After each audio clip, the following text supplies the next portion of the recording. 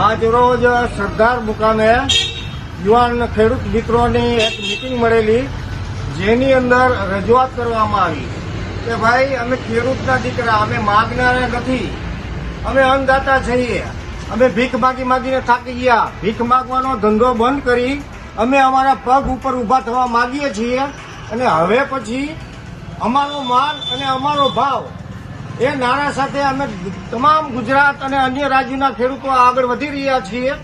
જેના અનુસંધાને તારીખ 20/12/2025 શનિવાર લાખા પર રંગૂન માતાજીના મંદિરમાં 2 કલાકે એક મીટિંગનું આયોજન કરેલ છે, જેમાં વિવિધ રાજ્યોમાંથી તેમજ અલગ અલગ જિલ્લામાંથી ખેડૂત પ્રતિનિધિ પધારવાના હોય.